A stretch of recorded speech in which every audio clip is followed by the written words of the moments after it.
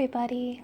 Today I'm going to give you a little animation lesson, and we're going to be animating in 2D and 3D. The 2D is going to be in Photoshop here because I'm having a bit of a problem with my camera where it doesn't want to record. So this is the best I could do. Sorry.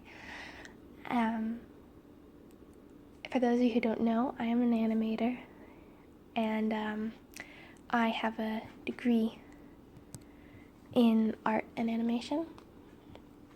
So, of course, I'm going to start you guys off with the very basics. Now, for those of you who don't know, there are 12 principles of animation. Today we're going to be talking about the first and possibly the easiest, which is called squash and stretch.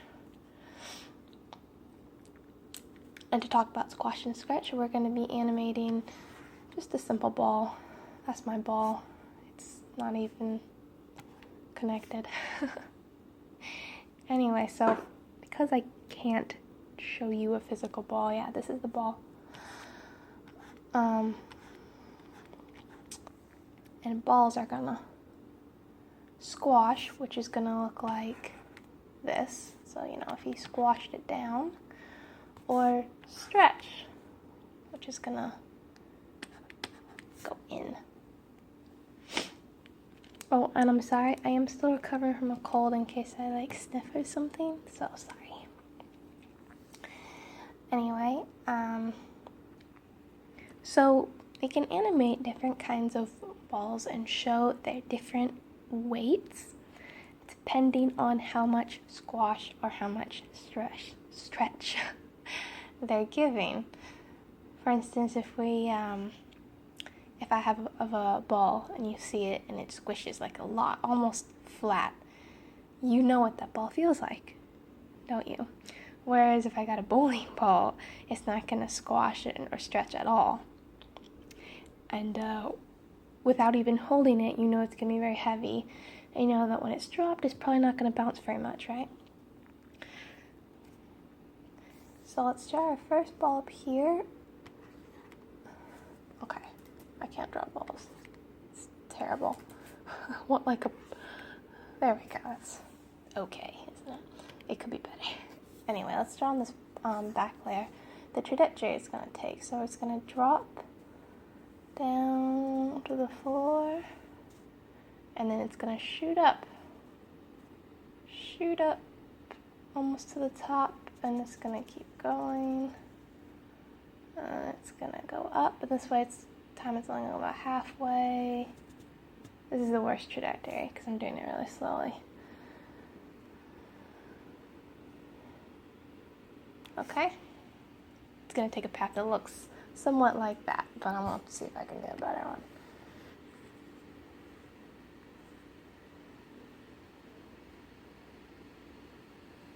For the purpose of our animation, that's going to be enough because I only have so much on this sheet. So here's our first ball. Let's add another layer. If we were animating this on real paper, I'd have several sheets of paper laid out. Alright, and on the first one, I draw my first ball here. And then I would take that paper off and I would do the next one. The next one I'm going to do is going to be down here. And I know you're thinking, well, why not here, right? Well, I'm going to show you that's not quite how animation works. So I'm going to be doing it because I'm going to act like this is our ground plane, right? This is our next contact. Okay. Our next one is going to be, as you might have guessed, up here. These are acting a little squashed themselves. Of course, when you're animating in real or in Photoshop, it's going to be a lot easier because I can actually see all my previous frames. But realistically, we would just be seeing like this or that. But we actually get to look at all of it right now. Anyway, next one is up here. come on. Next one down here. And you know, these aren't all the same sizes, but when it's actually moving, it's you're not going to be able to really see much of a difference.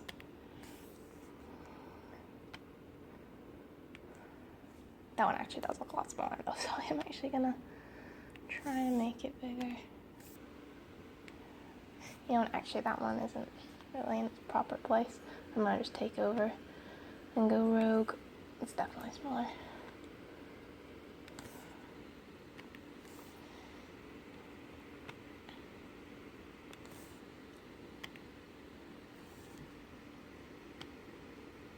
And I'm going to draw the last one over here.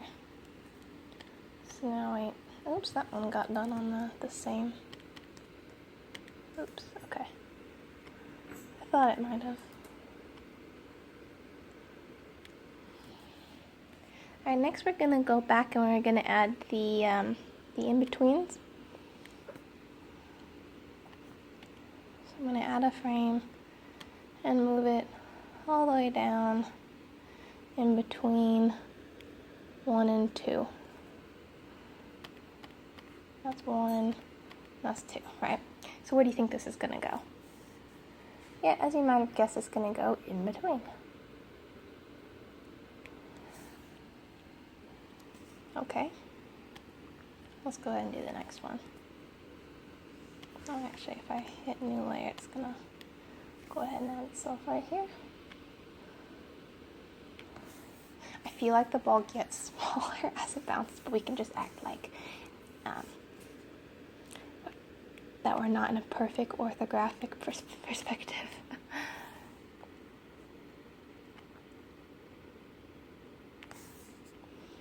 And you might be wondering, where does the squash and stretch come in? Well, we haven't squashed and we haven't stretched yet. And in case you haven't noticed, this is just a real rough and dirty animation. If I wanted to seriously do this, we'd need to stop and take more time, and I would definitely make sure that the balls are even, and not like that.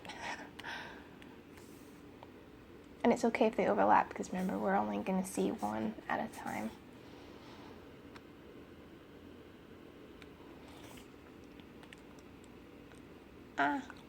Where did that newest one get added?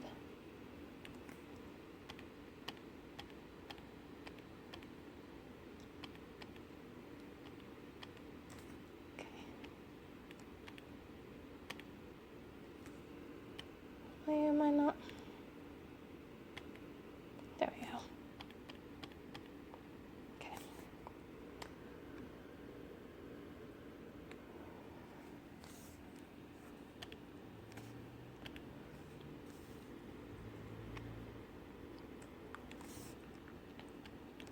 And then in between these two, we're gonna have one, and this is just gonna, wow, that's bad. This is just gonna be our rolling ball. Yeah, these are definitely not the same sizes. That's actually not it. We're still not done. We still need more. We're gonna go ahead and I'm gonna add in our squash and our stretch. So our squash frames are going to be all of our contacts. Here, here, here, here, and here. And let me show you how this was going to work. So on layer 2, right behind layer 2, I'm going to add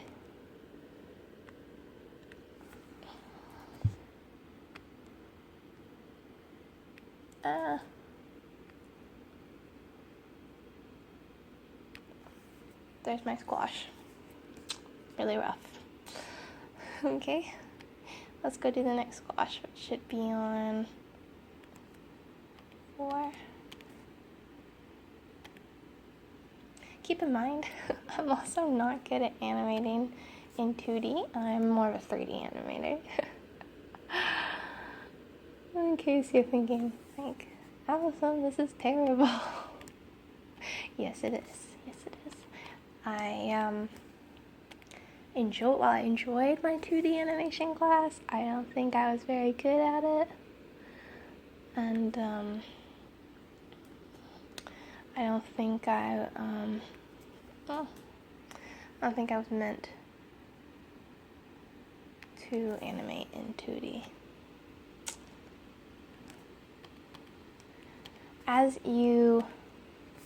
As the ball bounce continues, the squash is going to be less and less.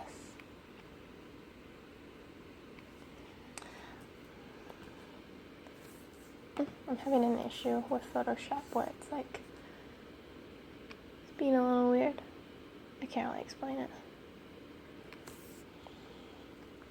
To the point where this one probably not going to have any squash at all. That one actually has more squash than that one, but whatever. Boom, boom, boom, boom, squash. Okay, now to give this ball some actual feeling of momentum and gravity, we're going to need to add more in-betweens. And we're going to need to add them at the tops of the bounces, because what happens when you drop a ball? It drops fast and then goes boing, boing, boing, boing, boing, boing, boing, boing, boing, boing, boing. Get my sound effects? So let's go ahead and do that. And then we'll add our stretch. And as you might have guessed, the stretch is going to be after the squash. It's going to go boom, boom. Now, not all people like to add stretch because it can be quite cartoony. Disney doesn't animate this way. But, for instance, the old, like, what am I looking for? Like, Roadrunner, you know, and, Bugs Bunny, if you watch carefully, they add a lot of stretch. So they have a more unique animating styles, which you can see the difference between that or like an old Mickey Mouse cartoon. So we're gonna look at 3. There we go. And let's add a ball right up here.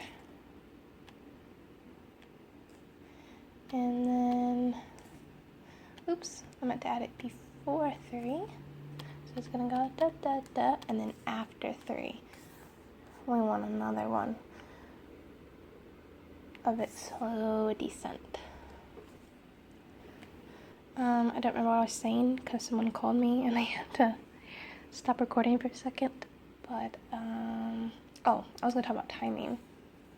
You might have seen something like this. This is a visual, well, not that this isn't visual, but this is a more mathematical sense of what we're doing, where this right here is frame 1, which is this frame here.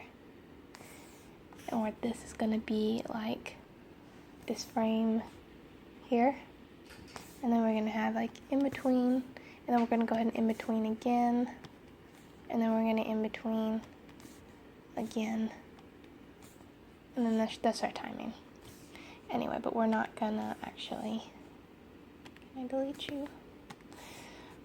We're not actually going to bother with timing right now because this is, like I said, a really simple animation lesson. And oh, I deleted this one.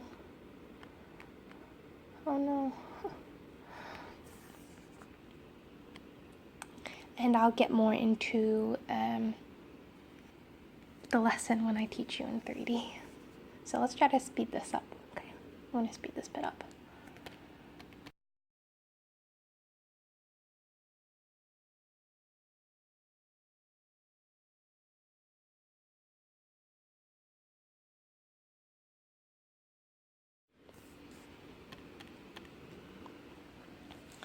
Okay, that's gonna be our slow roll to the finish.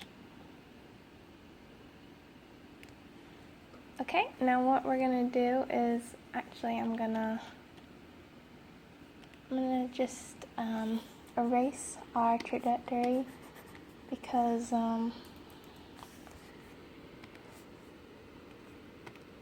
by erase, I mean I'm just going to draw over it with white because, oops, I'm still on erase here. I'm going to, draw over it with white because I still want us to have a nice background. Ugh, why are you not on 100%?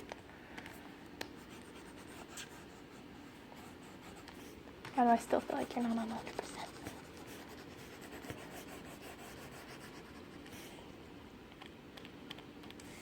Now we should have a nice background.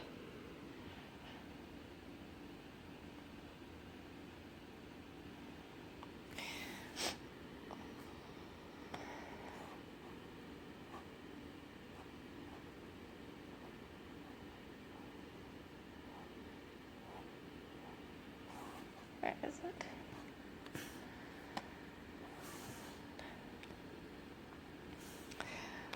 So I'm going to create a video timeline.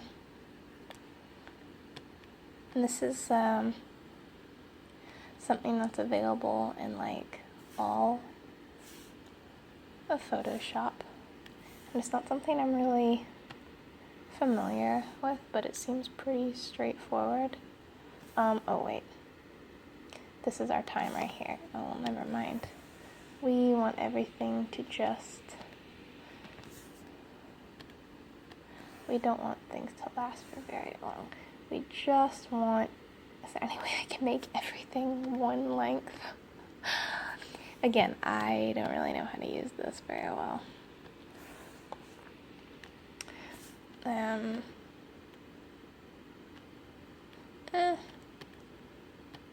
Is there any way to do this? Okay, since I don't know a better way, because I'm a Photoshop scrub, like I said, I'm just gonna fast forward through this so you don't have to sit and watch it all, okay? Okay, so I've cut everything and separated out. I also extended the last frame so that so the last ball will remain on the screen. We could have put everything into one frame, I guess, but or one track, but I wanted to separate it out so you could see what it looks like. We don't have any frame repeating or on the screen while another frame is playing. So it's time to see how that looks. Sorry, it's rendering out right now. There we go. And the timing is a little slow at the end there. But you have a pretty basic bouncing ball animation. And now if you've got a program like Photoshop, which has just a layer ability or like a time slider, timeline like this, you can make your own animations. Okay, so it's time to move on to 3D. Okay, now welcome to Maya, where we are going to be in 3D world. So we're looking at our little ball here, and these things right here, these rings and this triangle here, these are our controls. And the controls are going to be how we control the ball, whether it's moving it around or by squashing it or stretching it, right? We can actually change the kind of ball we're using by using this here. We can add a line, which of course can then tell us if we're rotating or not. Or, let's see, we could have a checkered ball. We've got two different kinds of footballs. We've got a volleyball, the basketball, tennis ball, golf ball, bowling ball, and beach ball. But we're going to be just using the plain old simple orange ball here. And I've put down a plane so that we can get a nice fake shadow going on, which is just called ambient occlusion. So anyway, when we're working in 3D, we've got 3 different planes, right? I'm sure you know this. This is the X plane, this is the Y plane, and this is the Z plane. And if you need help, you can see a little demonstration right there. And those colors are what's going to be, they're going to be the same. So for instance, this is Z. Oh, I didn't grab Z. This is Z. This is our Y. And the red is our X. And when you've clicked on it, it becomes yellow, of course. And it's the same with rotation and if we're scaling, but we're not allowed to scale the ball. They've got those translations locked. Or they've got them locked anyway. Yep. Anyway. It might help if we look at an orthographic view. Yeah, let's look at this orthographic view here. So we've got a nice grid showing us what's going on and everything. Here's our time slider down here, just like in Photoshop. We can change, how many frames we're looking at here, and we can move the time slider along. Of course, we don't have any keys yet. We haven't set any. The way you set a key is you're going to move it, and I'm going to press S and set a key. Of course, that would have to be on.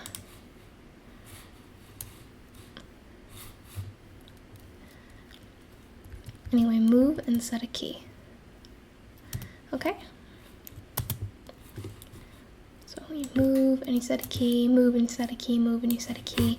And then what's going to happen is the computer program, the computer program is actually going to do the in-betweens for us. So let me give you an example. Let me move the ball to the left here, and I'm going to place a key right there. So it's red, and see these channels are now red, which means that this is locked. So if I move it, because we haven't changed it, it's going to stay there. But let's say I take it all the way to frame 30, sorry, and I key it all the way over here. I press S again, which now saves it. So what's going to happen now? It's going to, if I hit play, move from left to right of the screen. And it's just going to keep going because it's going to loop. But it's not moving perfectly evenly, isn't it? You can kind of see a bit of a slow in and a slow out in the principle of animation. That's because the computer program that Maya uses automatically interpolates in a smooth fashion, which is going to give us the slow in and the slow out here. But if we wanted everything to be smooth and just flat, then we can go ahead and we can press this button, which is linear. So now it's going to move in a completely linear fashion. As you can see, it's just going to keep going. Realistically, though, it would probably just slow to a halt, right? So what we could do is we could have this one be smooth and this one be linear, which is going to look like that.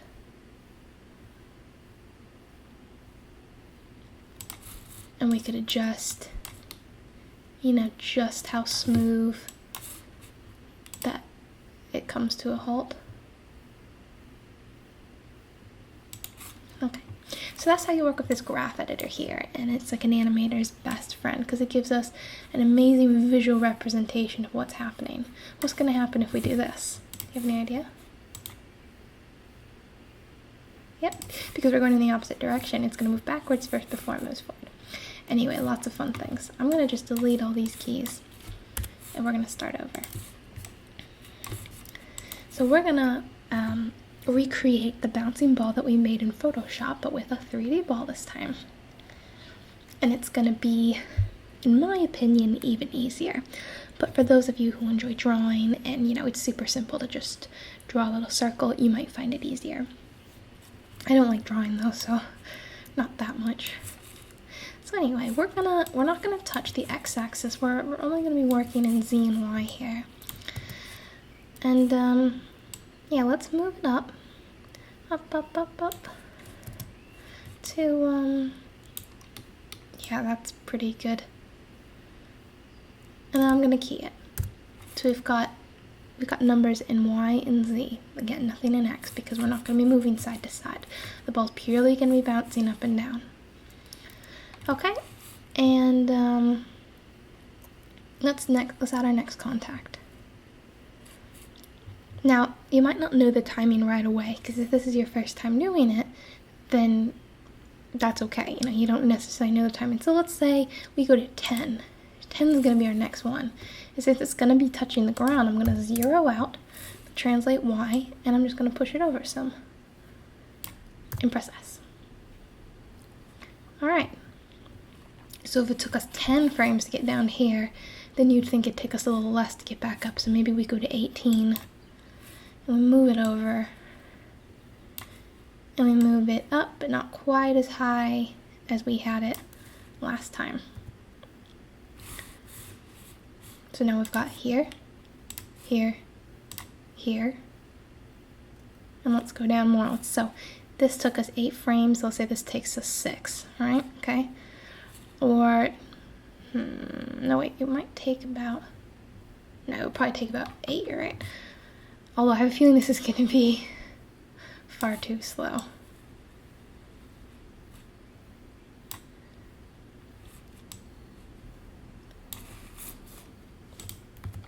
Zero out and move it over. Let's move it over, not quite as much. Up a little bit more. Da-da-da. Da-da-da. Press the key. Move it over. Move it up. 0 it out. Move it over. Key. So now I've got boing, boing, boing, boing. And let's do, we'll just move it over. There we go. So it goes boom, boom, and it just kind of rolls. So it's going to go boom, boom, boom, boom. Alright, so without any guess of how that looks, you think, it might be good. Let's go ahead and play it though, and let's see how that actually looks. Pretty bad, huh? Yeah, it doesn't in any way look like an actual ball bouncing, because anyone who's seen a ball bounce knows that this is not what it looks like. This is where our lovely graph editor comes into handy. Let's go check it out. So now, let's look at the translate Y first.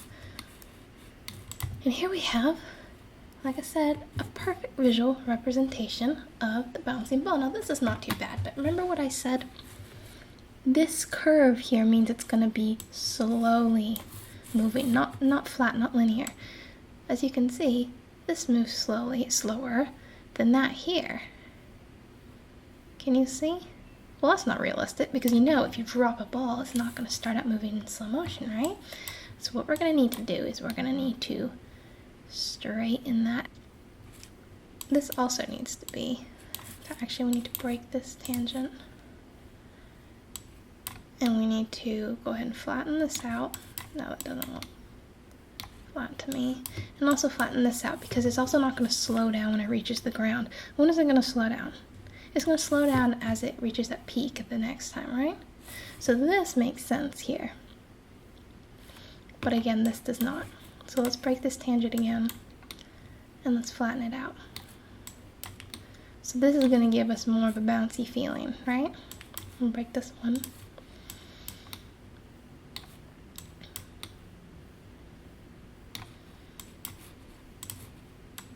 Let me break this one. Now, this looks more like a bounce, doesn't it? Let's check that out. Let's see how that looks. Better, right? Better. But something funny happens at the beginning, right? Doesn't it feel kind of funny? It feels like it moves too fast. So now we're going to look at the Z. And you can see, yes, something is funny. Something funny's happening right here, where it's starting out flat. So it's going to give us a curve here, but again, as you know, we want it to be flat. Okay? In fact, it seems like we're not moving perfectly straight. So let's move these two up, because we want it to be moving from left to the right of the screen in a perfectly smooth fashion. The only place where it should be slowing down is at the end, because it should be slowly coming to a halt. So I'm just going to adjust the timing of it, and I'm just changing the rate that it moves from left to right of the screen, so I'm getting more of an overall straight line. And does it feel straighter? It feels straighter now, right? Let's see how that looks.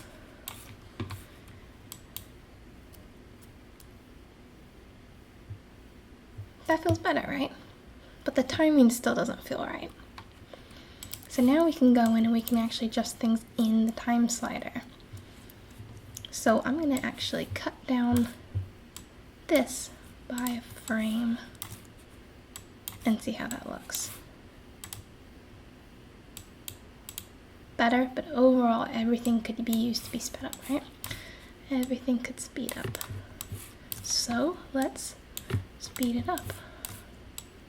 And then by speeding it up, I'm just getting rid of excess time in between, right? And I'm not gonna have time to, to explain like everything what I'm doing, you know, because this program takes a while to learn and all the shortcuts and stuff. If you want to learn Maya, there's plenty of courses online, especially like on lynda.com. Today I'm just teaching you about animation. Well, that's better. The timing is better, right? I still think it's too slow in the beginning though.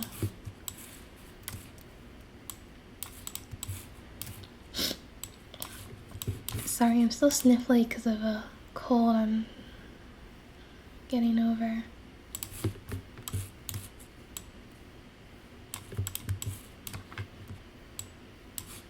It's been several days, but I'm still sniffling.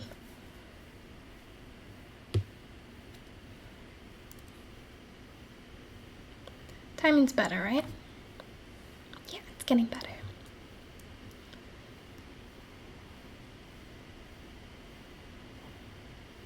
But I don't know if you've thought about it yet, but we don't have any squash or stretch. So let's go and let's add our squash and stretch. Now our first squash is going to come right after here, right? So what we're going to need to do is actually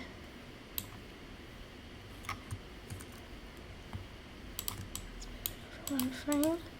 I'm going to copy this frame. So now we have it landing. It's staying there for a second before it moves back up. That's going to be our squash. Same thing here.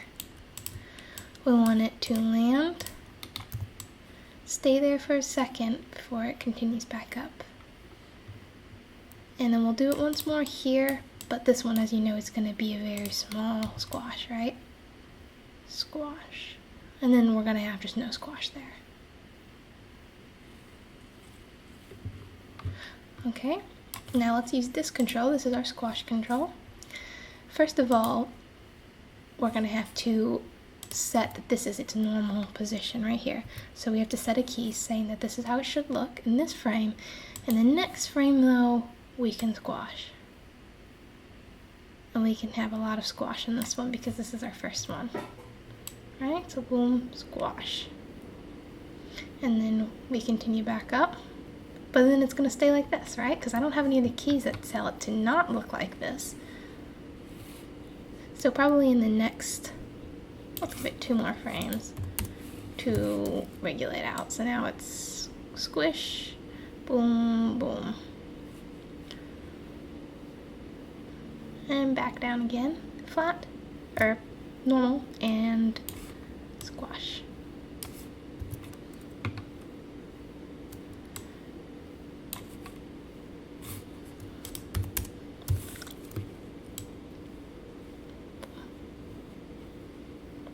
Okay, and then we'll have it go back to normal in the next frame. Normal and baby squash. And normal again. And then that should be it. That should be good for our squash.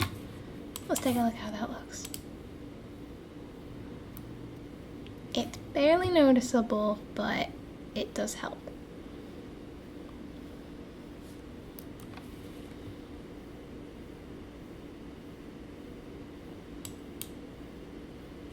I don't like the timing though, so I'm gonna continue to edit it. And I can do so in the graph editor like this.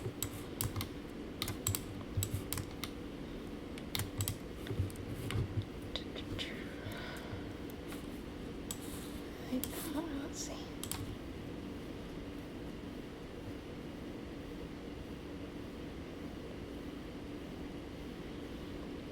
I don't like the roll at the end, so what if we took that out?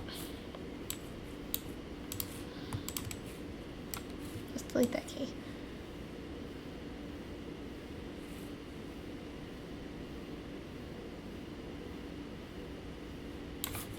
Oh, but you know what we didn't do is we didn't move the Z keys as well. We'll need to be doing that. So let's see, we moved it so it was here, and we move that over here, there, and we delete that.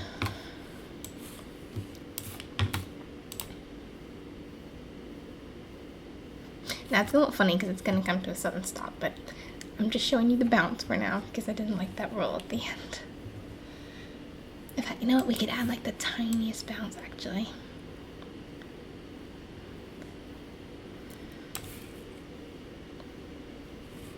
Like, let's add just like a tiny, tiny, tiny bounce.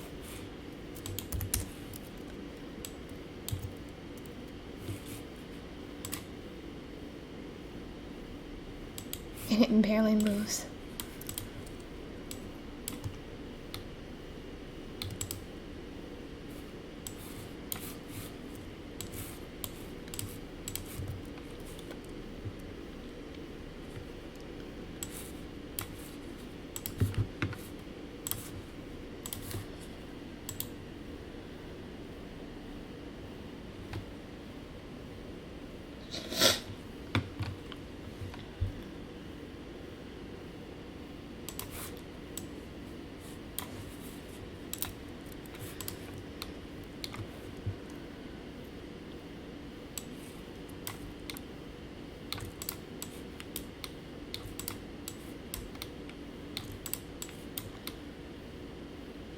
So I'm just making some adjustments to the Z-axis because I feel like it moves too much.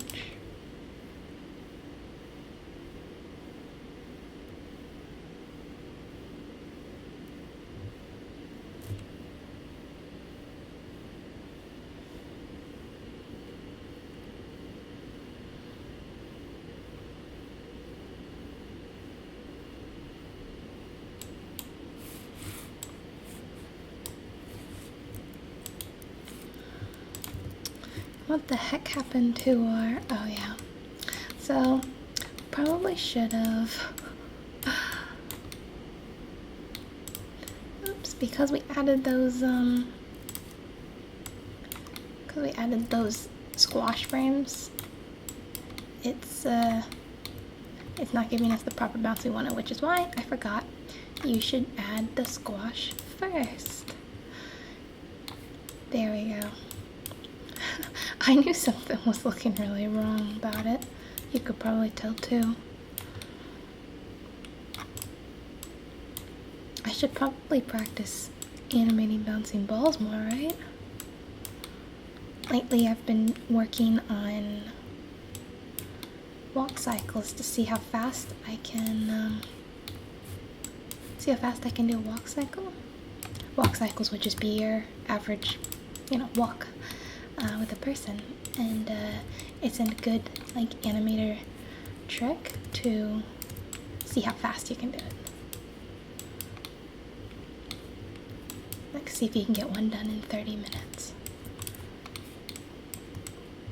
Now, does this look like a good bounce trajectory to us? I think it does. Let's have a look at it now. There we go, that looks better, right? At the end, it maybe falls a little short. I guess we could have it move out a little bit more.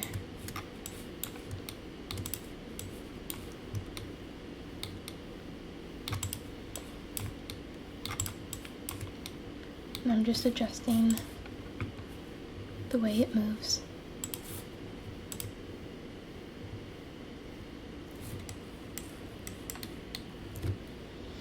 Then there we go, that's a bouncing ball. So yeah, you might think this is more complicated than on paper, but I think it's a lot easier to see and make your adjustments. Oh, and let's turn this off.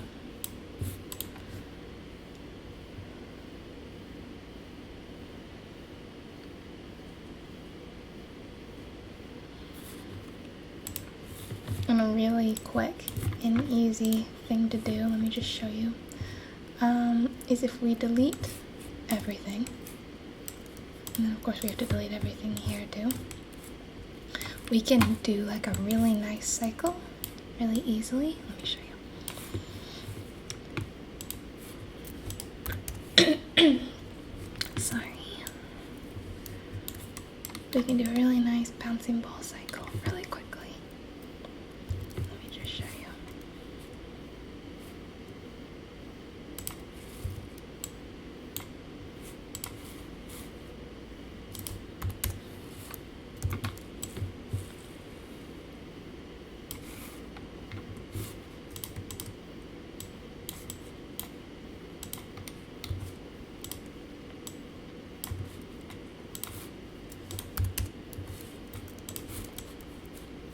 Look how quick this is.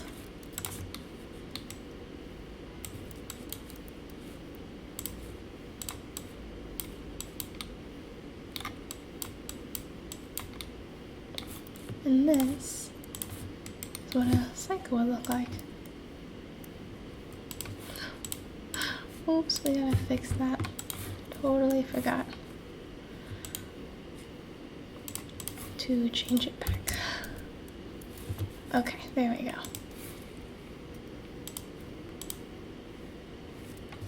There you have a nice bouncing ball cycle. So yeah, animating in 2D is, or 2D and 3D, I guess, is not difficult once you realize the principles of animation. Once you have a good vision of what you're doing and a good knowledge of physics and momentum, motions of certain objects, the way people move. If you want to get into animating, you can start by people watching or just watching things around you. It's really fun. I love to animate. This is just a leap I was working on, and I'll just scrub through it quickly to show you how fun it is to animate a person. So I'm a dancer, so I enjoy animating dance because I think dancers are beautiful.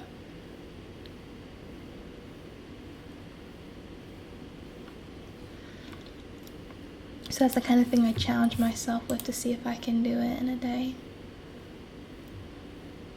And I'm still not like 100% happy with it. I've done like a couple different takes with the actual split itself.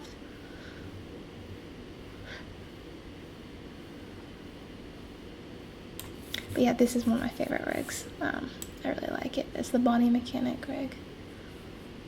And I've done some fun things with it. Can you tell?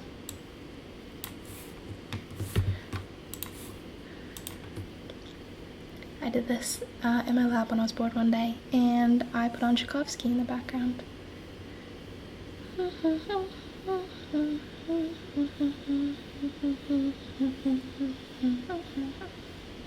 And I made all my friends look at it. Isn't he beautiful? Anyway, this is why I love to animate.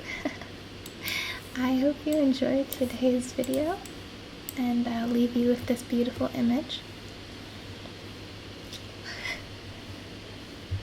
I hope you have a nice day, evening, whatever, and I'll talk to you later.